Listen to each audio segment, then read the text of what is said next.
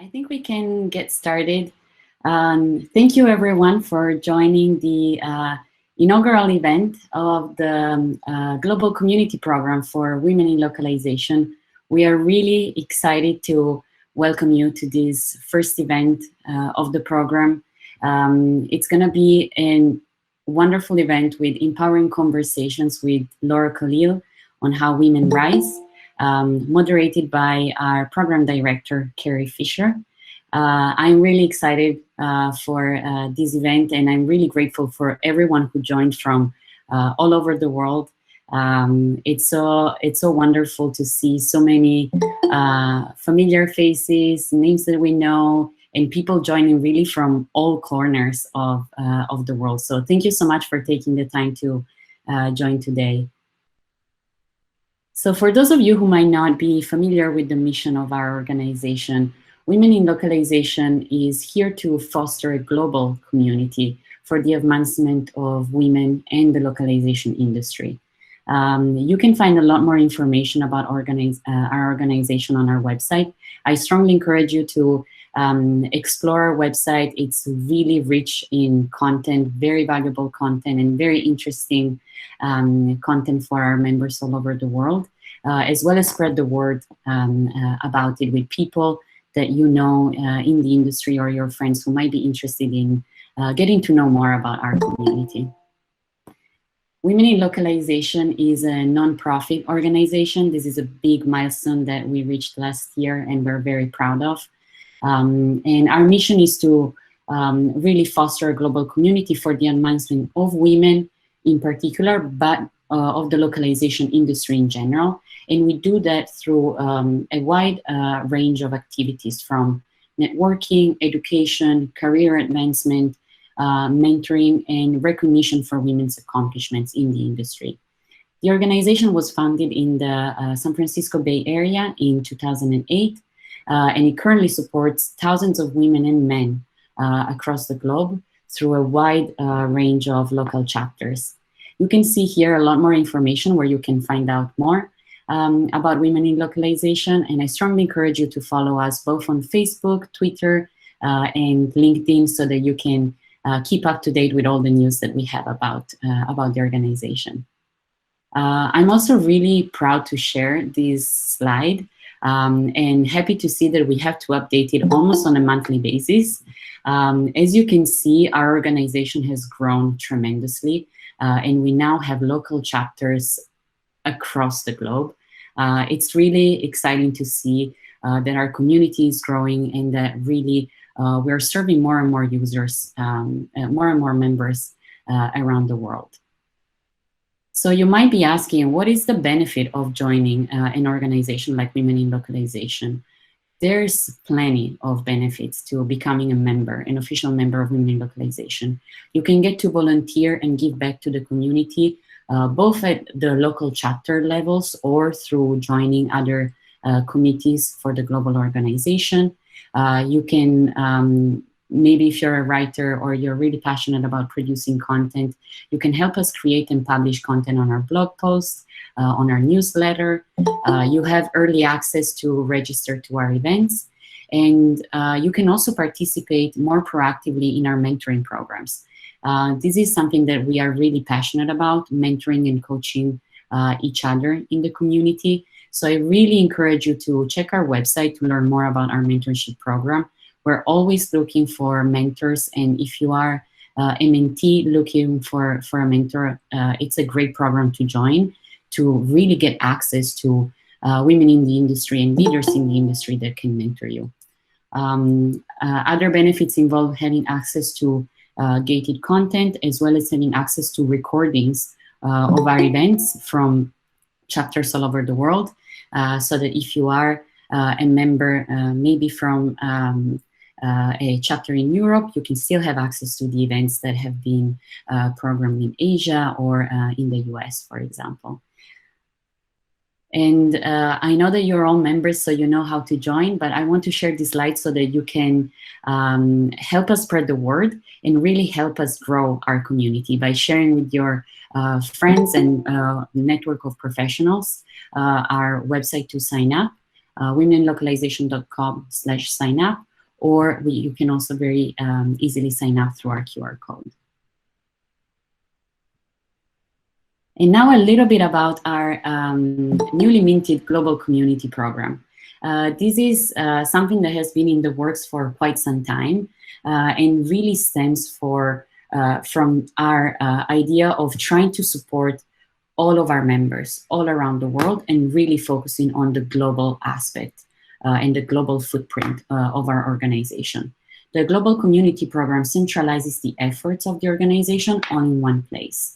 And its purpose is really to provide a community and a sense of belonging to all members of the organization, regardless of where they live, and regardless whether they have a local chapter that can support them or whether they can attend local chapter events. So in the future, the Global Community Program will act as a central repository to streamline activities, help members find valuable information, as well as allow easier collaboration between different members through an online community portal. If you want to find out more, I strongly encourage you to visit our Women in Localization Facebook page, where Carrie Fisher, our program director, has posted a few wonderful videos that give you more information about the program itself.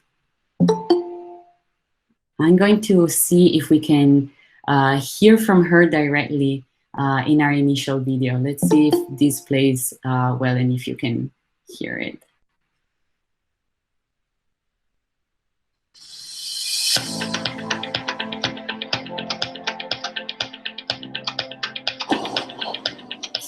Hi everyone, Carrie Fisher here. I'm the Global Community Program Director for Women in Localization. I'm going to be creating a series of videos that explain the global community, what it is, and how to get access to it. The first big question is, what is it? The global community is a centralized place for all members of Women in Localization to find helpful, encouraging, informational, and inspiring content. There will be videos, blogs, newsletters, interviews. There'll be chances for mentoring. If you really wanted to attend that event held in Canada, but you live in the UK, no problem. The recording of the Canada event will be posted on the global community for everyone to enjoy. The goal is to share valuable content with Women in Localization members all over the globe. Stay tuned for my next video that talks about who can be a member of this awesome global community. Bye for now. Great.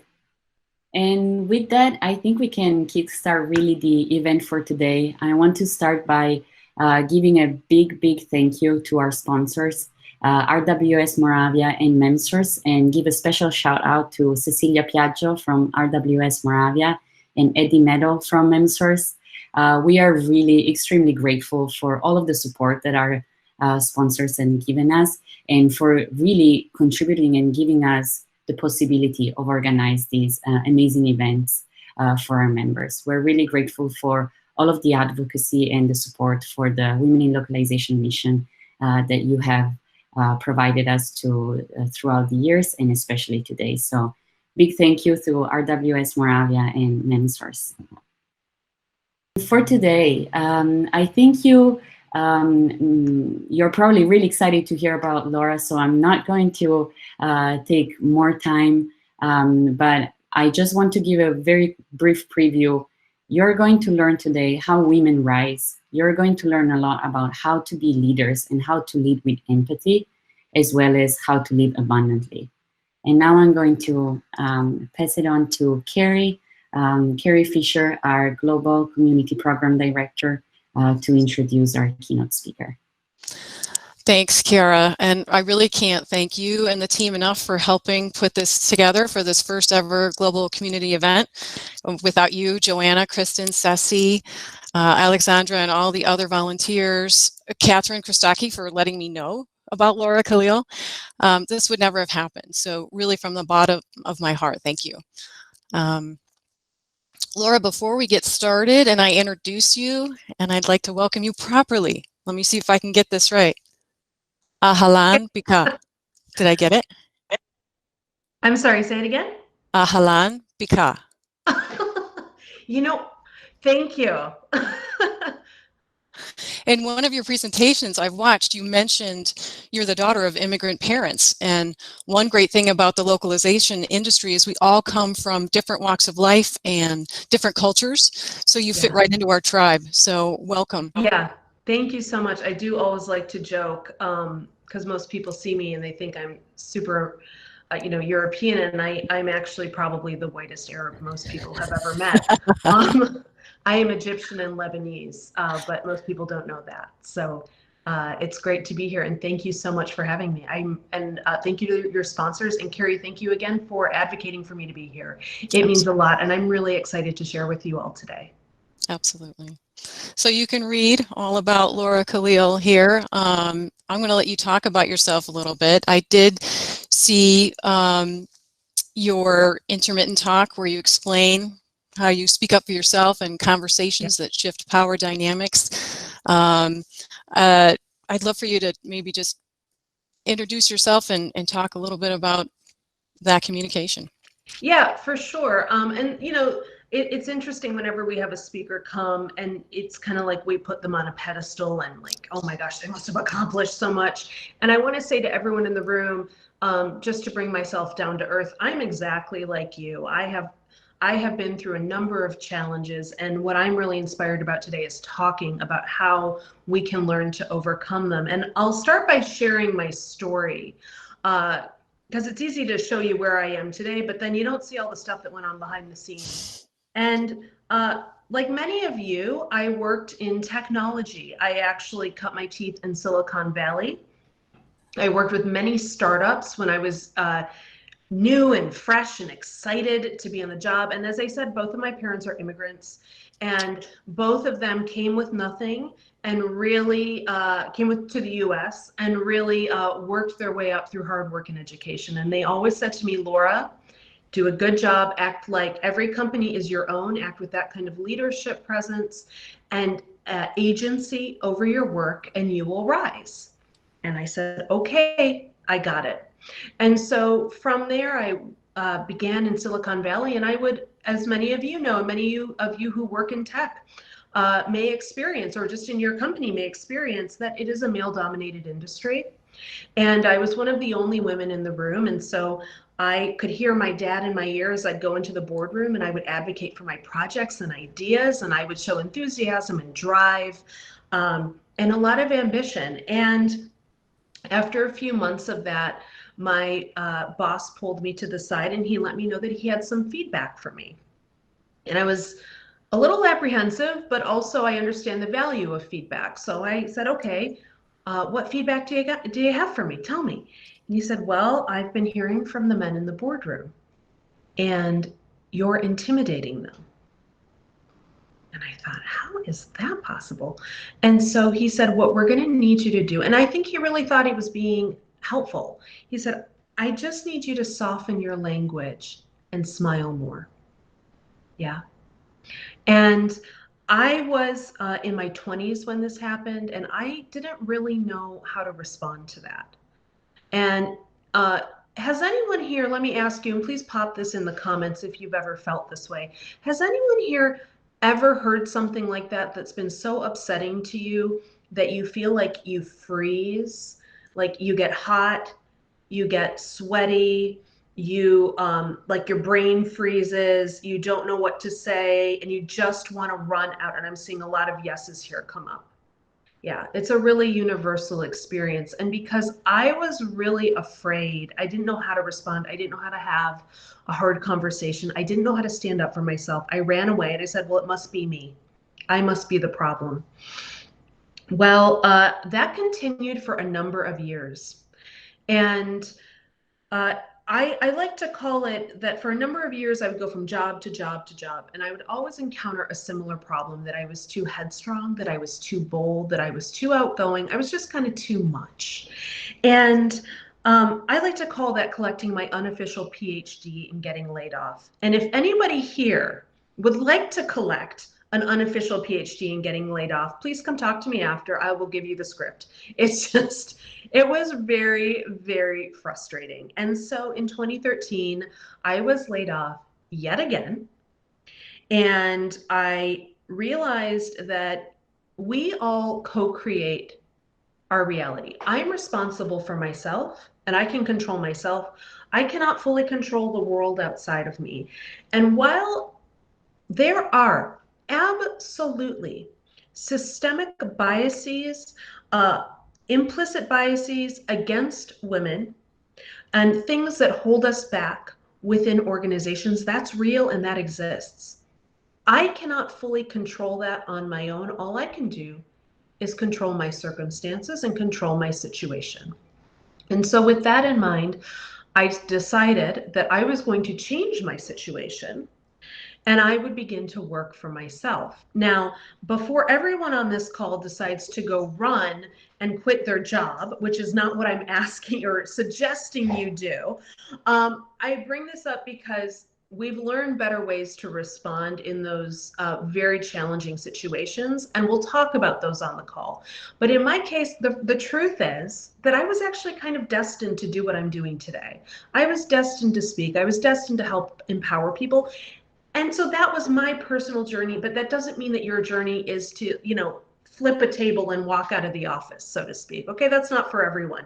We can learn how to confront those challenges, and we can learn how to do our part to rise, and how to now, and then the other, men and other allies and colleagues have to do their part to rise. It's not all about women having to fix the problem. Okay, we can keep, I like to say, I keep my side of the sidewalk clean, my side of the road clean. You have to keep your side of the road clean, right?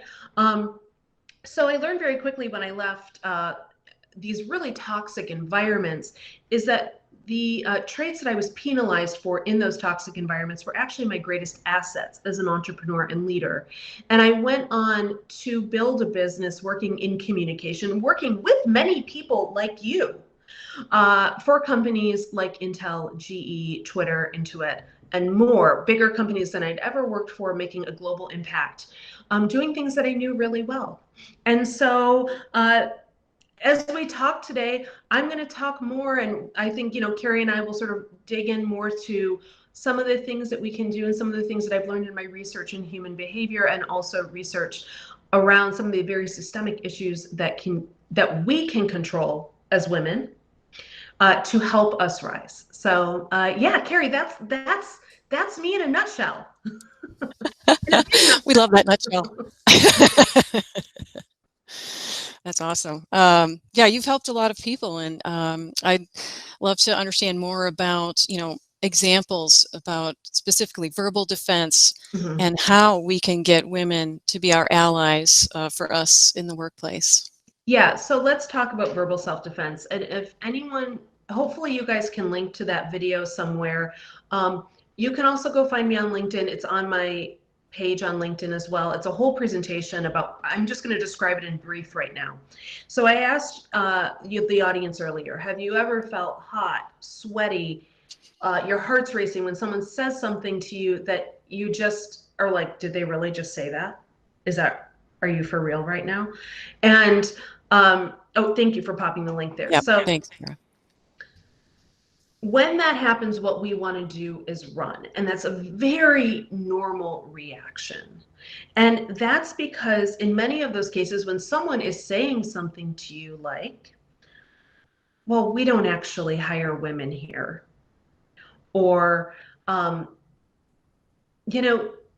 your parents raised a good girl, didn't they? Or, as one of my clients said, and I think I talk about it in that video, she had a colleague of hers hose her down at a job site because she looked, quote unquote, hot. That's a horrific violation of an individual. And I bring that up because it is not uncommon. Because I am sure there are women listening to this right now who have had terrible violations, verbal violations, questioning their competence, questioning why they even have a seat at the table, right? These things are painful. And what do we do? Well, often when we're uncomfortable, we try to get away. Fight, flight, or freeze response gets triggered. And in many cases, especially when it's a pretty severe triggering, it can trigger something called amygdala hijack, where the fight flight response in the brain, which is sort of run by your amygdala, takes over. And all you want to do is freeze and then try to find a way out. So when we run away, when we escape, what ends up happening is that person who has made a statement is not given the feedback that that statement is inappropriate. So when I don't give you feedback that what you're saying is actually really hurtful because you have the privilege of not having had to live in my shoes and you don't know my experience, it emboldens that person to do it again. And it also emboldens them to do it to a greater degree. And so it is absolutely critical that we learn how to give feedback, to tell people how we deserve to be treated. And so in verbal self-defense, when you cannot think of what to say to a response, and please here, let me know in the comments who here has been in a situation like what I'm describing and has thought of the perfect comeback 20, 30 minutes later in the middle of the night. Who has felt that? Is that, oh, that's exactly what I was supposed to say, right? I call it spinning. I spin. And I'm like, dang it, I should have said this. Right. Yes. And so the reason that happens is because when the amygdala takes over, the prefrontal cortex, which is your logic and reasoning center of the brain, cannot operate. And it comes online later with the logical and reasoned response. But it takes time. The amygdala is a very old, ancient part of the brain that kept us safe, kept us alive, kept us from being eaten in the wild. And the prefrontal cortex was developed later on. And so it's slower, it takes more time. And so that's why when you freeze, you can't think of a response. It's because your logic and reasoning center is not online. Your fear center is online. Okay, so it sounds like I've kind of put us in a really challenging position by explaining this. What do you do when you can't say anything, Laura? What are we supposed to do? Well, what I want you to do is something very simple. So instead of running away or kind of like giggling or, like, yeah, okay. And then, just trying to get away from the room. And instead of that, all I want you to do when someone says something to you that really, really bothers you, the only thing I want, this is it. I want you to repeat back what they said in the form of a question. That's it. You can say, if someone says something to you, like, we don't really hire women in here. First of all, I have no idea what they mean by that, because obviously if you're a woman, you're there. So you could say, you don't hire women here? I want you to notice that when I said that and I asked that question back, I said it with a lot of calmness in my voice. I didn't say it in a shrieking or shrill tone, which, a lot of people love to accuse women of being shrill or emotional. It was actually pretty calm, and that's part of the technique. I also, after I finished talking, I didn't say anything. I actually stopped. And it gave them an opportunity for a slightly uncomfortable silence. And that uncomfortable silence actually forces people to respond and elaborate on the statement. So you don't have to think in those moments. All you have to do is ask a question. And if you can't remember what they said to you because it's just like left your mind and you're blank, all you can do is say, I'm sorry, could you repeat that? What did you just say? And just ask and inquire. And what that does is it takes the pressure off of you to come up with a response, because the fact is that these kinds of statements do not merit a response. And it puts it back on them to think about the words that came out of their mouth and give them a moment of reflection. That's called reflecting. I just saw that. Yes, it gives them a moment of reflection to think about what they've just said. Okay. And that's a way we can open the conversation. It's a very soft way to put up a boundary. You know, often when people think of boundaries, they think of someone, you know, kind of walking around saying, no, don't talk to me that way. No, don't do that. Now, often we don't act that way in business because it might not be seen as appropriate. And so we think of, well, what are softer ways that we can respond that are firm, that are clear, that do not leave ambiguity? They actually open a door for understanding. And so in verbal self-defense, that is one of the things we do. We learn how to respond with a question about what was just said. And sometimes by asking that question, it can give us a few seconds to recover, a few seconds to maybe think about what we want to do next, if we want to leave the room, if we want to continue to have this conversation, or if we want to say, you know, I'd love to pick this up with you tomorrow. Let's talk about it. So that is the gist of verbal self-defense. You can watch the video that was linked to learn more about that. And it's a really simple but powerful technique to take back your power, ultimately, because your power has been taken from you in those moments. And it's an opportunity, I think, to lead to authentic communication with that person. And I love that idea of building authentic communication and connecting with colleagues.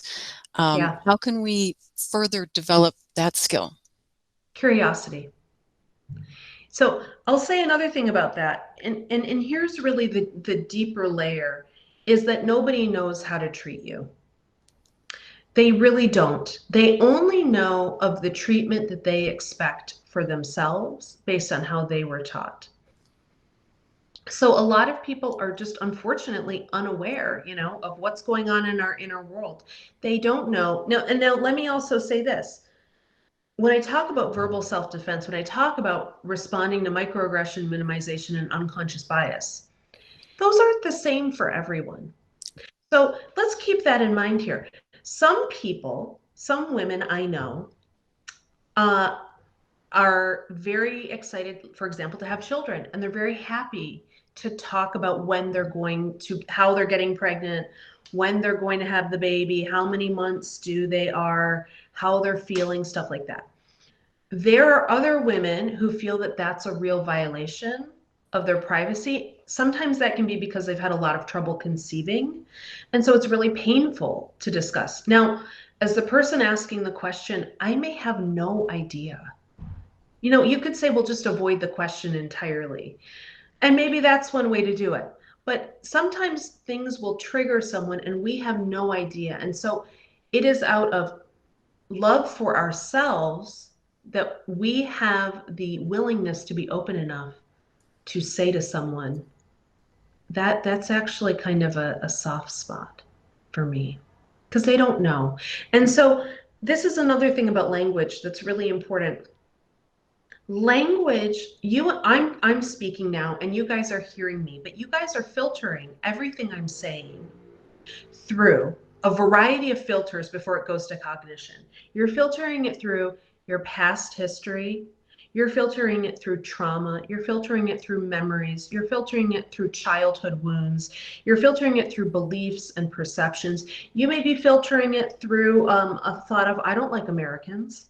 You may be filtering it through thoughts of anything from, I don't trust her. She's too old. She's too young. She's too this or that. You know, whatever those thoughts may be, whatever, you know, we all have these biases.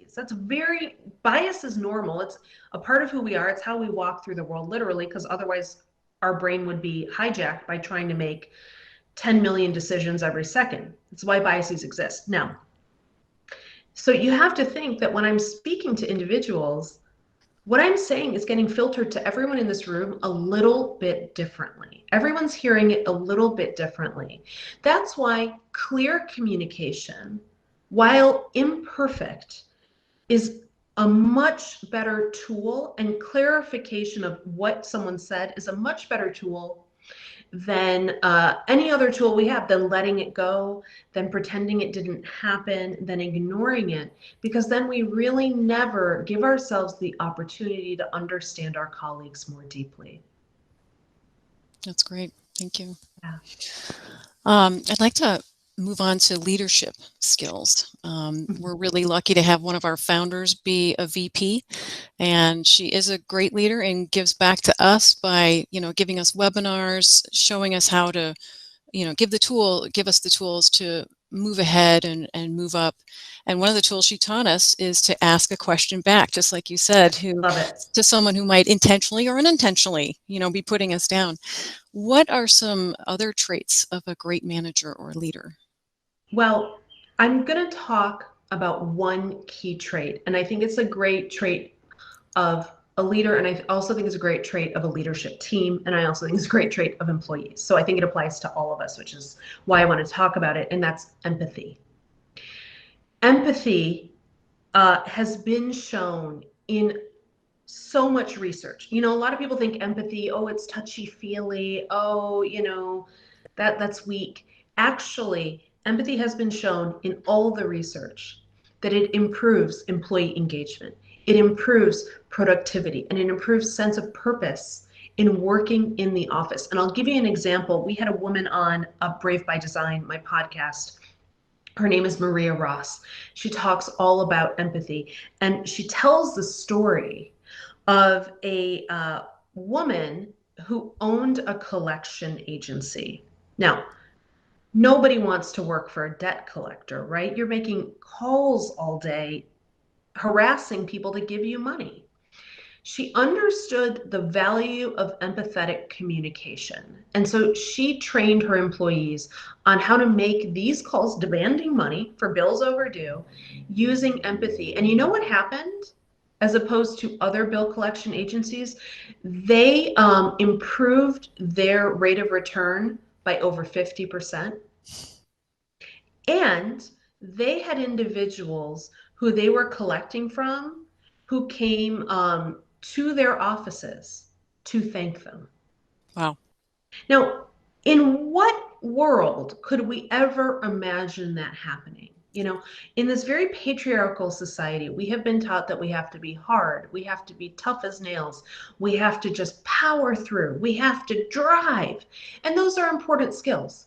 But we can also lead with kindness. We can also lead with trying to understand someone else's situation. We can put ourselves in someone else's shoes for a moment and try to work collaboratively towards a solution. And we don't see a lot of that happening in business today.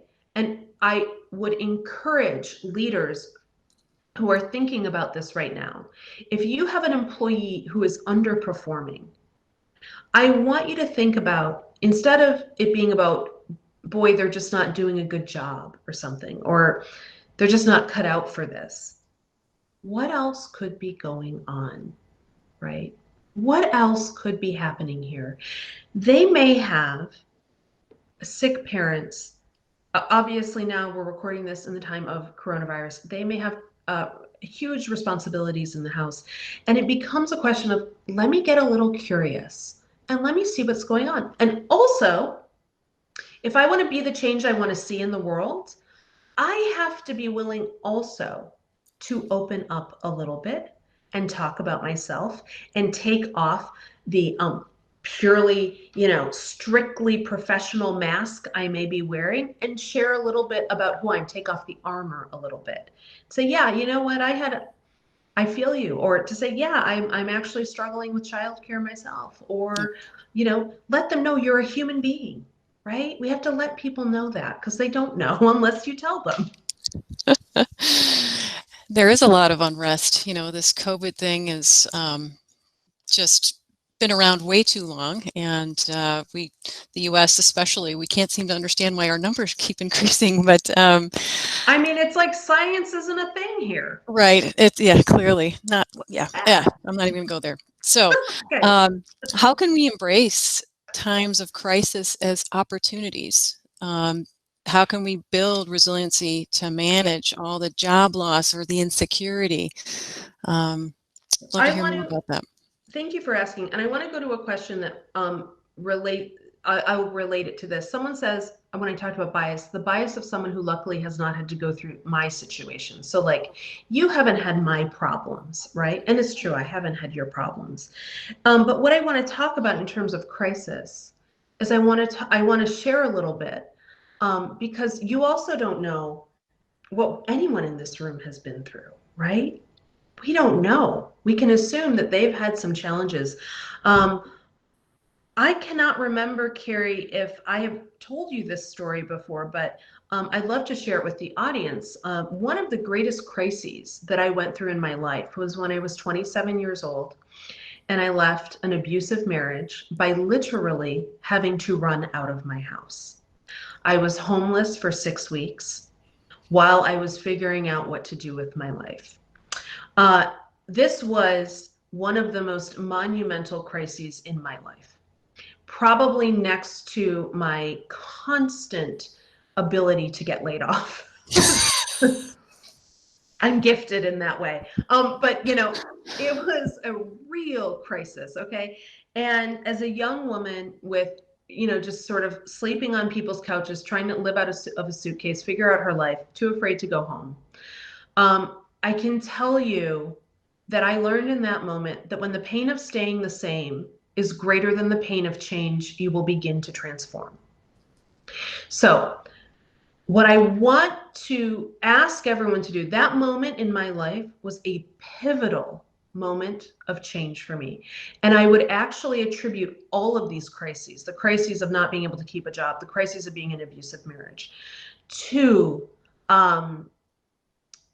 understanding, first in hindsight, and now I can see it more easily, but first in hindsight, that these were the most beautiful things that had ever happened to me. Because if they had not happened, I would not be here with you right now. I guarantee you that. So how do we make that grounded? How do we make that practical? When you are in a situation where you are saying to yourself, this is the worst thing that's ever happened. I am just convinced it cannot get worse. This is it. I'm going to lose my job. I'm going to lose my house. I'm going to lose my family, whatever it may be. That thought that it is the worst thing that's ever happened, that is not true. That's just a thought.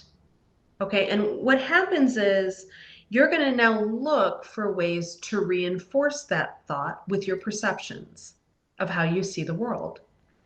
So what I want to ask you instead, when you hear yourself saying, oh, this is just the worst, like coronavirus, this is just the worst, I want you to ask a different question. The quality of your life is based on the quality of the questions you're asking yourself. So we must ask better questions of ourselves. Why is this the best thing that's ever happened? Why could this be the best thing that's ever happened? And here's one that if you really want to take that to another level, ask yourself, what are the 25 benefits of this crisis in my life? And I ask, when I work with coaching clients and my group programs, we go through that question. I usually make them do about 50 to 100. So I'll only make you do 25 if you want to take that challenge. But when you do that challenge, I guarantee you, you will begin to see the other side. You will begin to see the opportunities that are present in this challenge for you. And you will begin to have a more balanced view of the situation. You will also become more present in the moment. When we are worried, when we are fearful, when we are living in that state, we are either living in a fear of something that's happened to us in the past, or we're living in a fear of an imaginary future that does not exist. The last place we are is present. We're not here. We're just off in our heads. So this exercise really helps you get present. It also has a really profound effect of helping individuals reduce stress, overwhelm, and anxiety. And if anyone here is suffering from that, I encourage you to try this exercise. I know it can feel like a lot, but you'll be surprised how good you'll feel if you do it and if you keep doing it. So that is one thing I definitely recommend. Thank you. Yeah, I think we can all relate to that. So Kiara, I'm starting to look at 12:48 your time. Are there questions? I haven't been watching the chat, and I want to make sure that people ask their questions before I keep going. Yeah. I was monitoring that. It looks like there's a few comments. I don't see any questions so far. But there's a comment from Jill, I think, on just something a little bit more around language and verbiage, and from Alexandra on how moments of crisis are always moments of growth, and how our organization also provides some resources to operate the change of mindset, which is great to hear. And it's very important that we all need to remember this and reach out when needed. I also want to just, I want to say there's someone who made a comment that I use the phrase "you guys," and that's actually very true. And thanks for calling it out. I do. Somebody use called out that you used "you guys." Yeah, and I do. Oh. I use it all the time, and then I'm like, wait a minute, who am I talking to? So that's a really good point. And there's things like that in language that are hard to break. And so I want to say to everyone who's listening, hey, thanks for accepting me as I am. Thanks for understanding and giving me the space to be human and learn and grow, and hopefully give yourself that opportunity as well, that we all kind of do things as we learn and grow, and it's okay to not be 100% or to say, why are they saying that? It's okay, no big deal. Anything else, Kiara? Because I've got my... Yeah, we have a question from Sophie.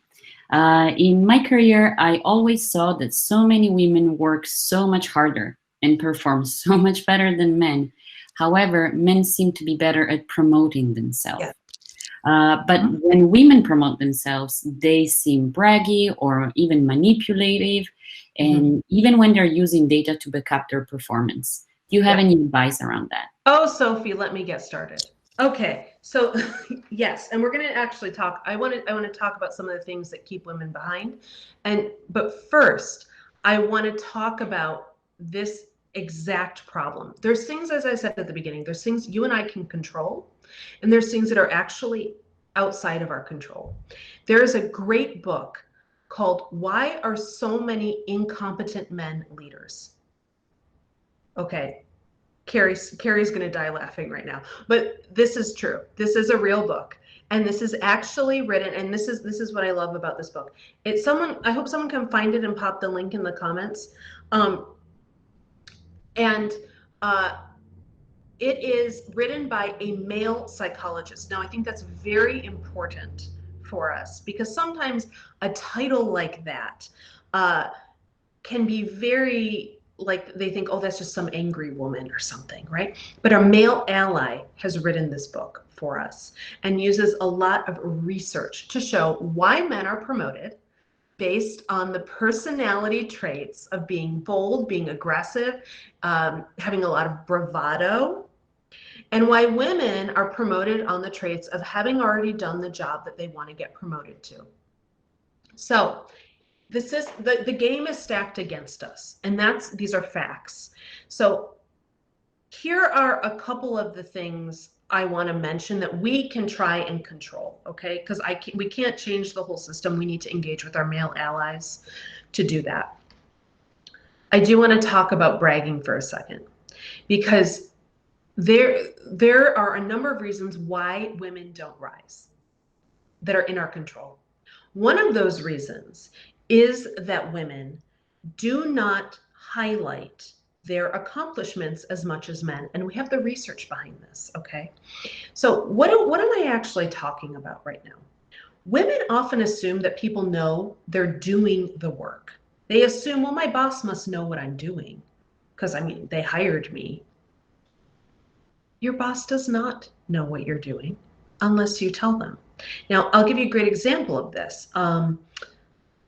When I would work in the office, I would go into a meeting, and we'd have a meeting, and the guy would walk in on my team, and he'd say something like, guys, I got some great news. Something incredible just happened. And we're like, okay, what happened? He said, I fixed the printer. And we're all kind of looking around like, are you for real, buddy? But my point is that men are very comfortable tooting their horn for all kinds of things, where women assume their boss or their managers or their colleagues know exactly what they're doing and they don't need to call attention to it. And so I want to encourage everyone this week to get into the habit of calling attention to what you're doing, even if you want to say to yourself, oh, but it's not a big deal. Oh, it's really not a big deal. Start writing it down, start documenting it, and start doing share outs to your manager. You design your career. Now, if you're doing that and your management isn't appreciating it, well, first of all, you've got a lot of facts now. Facts. I mean, this is what's really important, is you go to them with the facts of, hey, Bob got promoted, and I noticed that I was passed up for that promotion. We talked in a previous one-on-one about what I needed to do in order to get a promotion. And I'd like to lay out for you the facts of what I have done. And you literally lay it out. And so okay, so we start with facts. So I'm actually kind of confused, and I would really love your help understanding this. Leave it there and give it to them and hear what they have to say. Now, you may hear a lot of bias in their response. Okay, that may just happen. You may hear that there's something you're not aware of as well that happened. You may hear that actually we're planning to promote you next month. We just haven't brought it up yet. Or you may hear that you work at a really toxic organization. So that's what I wish I could say that will just solve it all. But usually that helps it bring to light for your manager in a really non-aggressive way, as opposed to running into the office yelling, why didn't you promote me? Or, going out to happy hour with your girlfriends and drinking 5 margaritas, complaining about it, which, while it can be really helpful to talk to our friends, it also won't change anything. So it's really important that we confront the people in power, so that, because they are in charge of changing the systemic issues that keep us down. So that's how I would answer that. Catharsis and drinking can only go so far. Yeah. Yeah. And Yeah. Yeah. Awesome. Well, thanks so much. I think that answered also a question that Grace had. I think we have time for one more question. Sarah had a question somewhat connected to Sophie's point. Rather than softening and running away as a woman, have you experienced women doing the opposite and maybe becoming more aggressive or more combative? And how do you get stronger and stay assertive, but without that getting into the way, without getting aggressive, combative, or maybe mimicking even behaviors that we're saying we don't want those behaviors? Right. That's a really tough balance. I'm going to be honest with you. And I think it's a balance, and I'll talk about it in a little fuzzy language right now. So hopefully you guys will follow me. There are a lot of really bold, confident, outgoing women, such as myself, who have what I would call a lot of masculine energy. And that is that energy to drive, to push forward, to railroad, to get it done. And that can be really intimidating for certain individuals, men and women and everyone in between included. So what I would say to that is, there can be a balance. You don't have to be forceful. You don't have to be, you can be, and someone mentioned his book in the chat, a great book called Never Split the Difference. You can be, as Chris Voss calls it, pleasantly persistent, right? So that's a great way where we can say, I'm going to embody some of the persistence of my masculine energy to keep moving something forward, but I'm going to acknowledge that I can do it in a nice way. I can do it in a way that's kind. I can do it in a way that's generous. I don't have to storm into meetings like a bull in a china shop. Although that might be more like who I am, I also have to recognize that doesn't work I have to, have some awareness of my audience.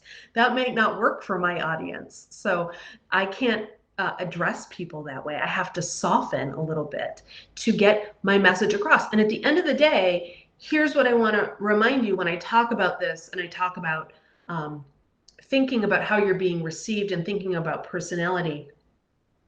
I'm not talking about you changing who you fundamentally are. I'm not saying you can't be a woman. I'm not saying you can't be womanly. I'm not saying you can't be more masculine. I'm saying if you are really focused on making profound change in your career and in the world because you want to be of service to others, how can I do that? By having the greatest impact. I'm focused on impact. So I want to get this whole thing off me, and I want to put it on them. And so when I think about how can I have impact in this room, how do I talk to these people so that they feel compelled to work with me? Then I begin to stop thinking with my ego about how I want to act and what I want to do and what's best for me. And I start thinking about the community and the group and how to have impact, because ultimately what I think we're all here to do is our little piece of the pie, our little piece of the puzzle to help affect change in our corner of the world, however big or small that is. That's what we're trying to do, right? So thinking about that is really important. I hope that answers the question. I think so. Thank you. We're almost at time. We have, I see one more question. I'm wondering if we can try and answer it. I think it's a very valuable question from Marina. Okay. Pitting women against each other is a narrative that the pop culture loves to promote. How can we continue to dismantle that and focus on being allies for each other? Mm-hmm. I'm going to sound like a broken record, but I'm going back to empathy, girlfriend.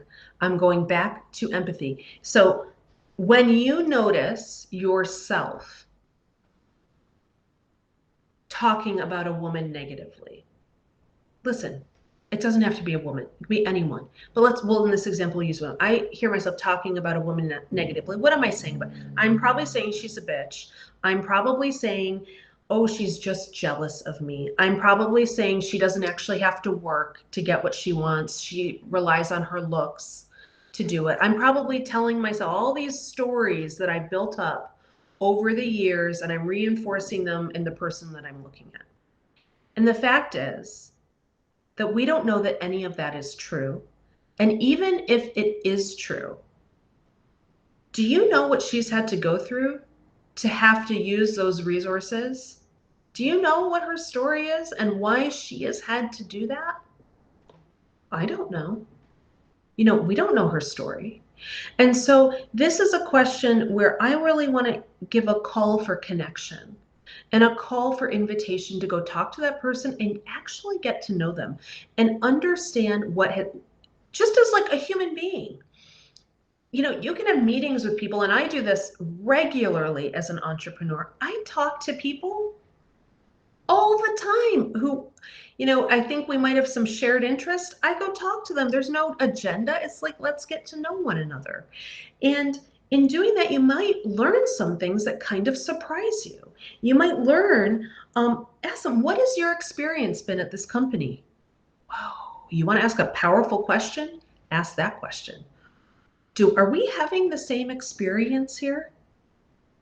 Oh my God, get ready for their answer, because it may be very different from yours.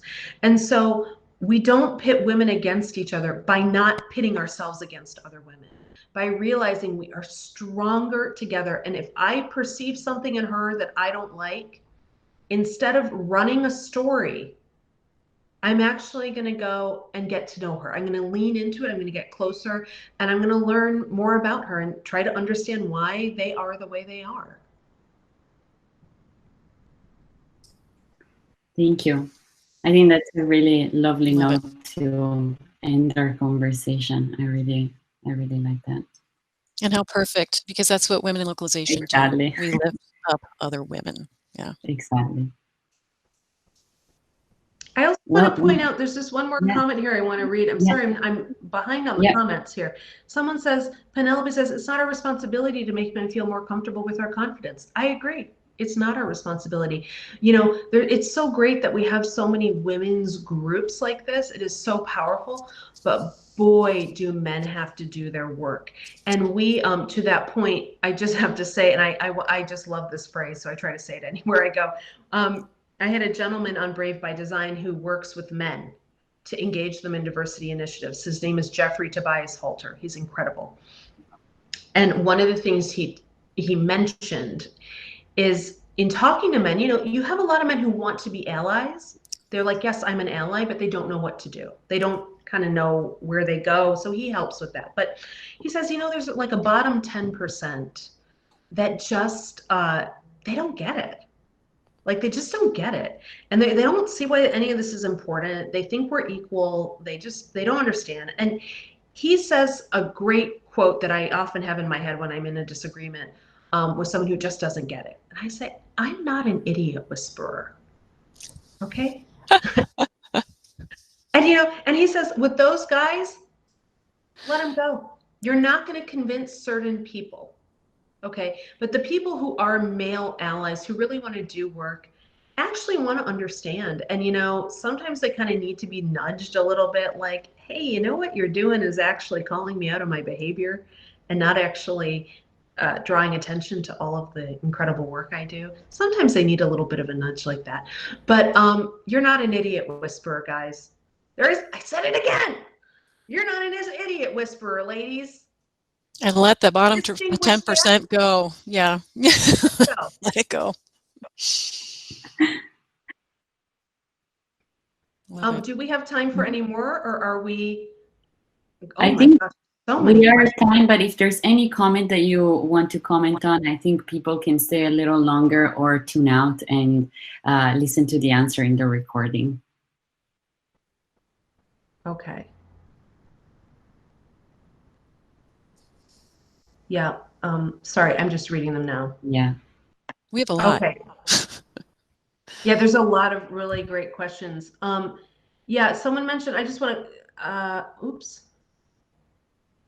Someone said, isn't I understand that being assertive is being in touch with masculine energy. Isn't this more gender neutral? I'd like to hear more about what is considered masculine.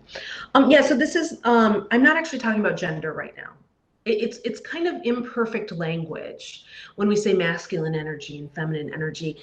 You know, it's the best language that I know of and I'm aware of to talk about those concepts. I'm not talking about gender at all. Mm-hmm. I'm not talking about your sex at all. I am primarily talking about a form of energy and a form of being in the world. And we're talking about masculine energy as being more assertive and feminine energy as being more receptive. That's a very simplest way to understand that. Great. Well, ladies, distinguished guests, thank you so much for having me here. It is an absolute pleasure to speak with all of you. And I will just say one last thing for anyone who is interested. Go to bravebydesign.net, sign up for the newsletter, because I'm going to be sending all of you my talk I just gave on how to have hard conversations. So it's an hour-long talk. It is an incredible learning resource. And if you'd like that, it's available on the newsletter at bravebydesign.net. And thank you so much for having me. This was such a pleasure. And ladies, if you have any questions, if you're still like, I'm really confused about something, find me on LinkedIn and shoot me a note. Feel free to connect with me over there too. Thank you, Laura. Thank you so much. Yes, thank you so much, Laura. This was a truly, truly powerful and empowering conversation. Thank you so much for being part of our inaugural event. I couldn't think of anyone better to really kick off our global community program. Thank you so much.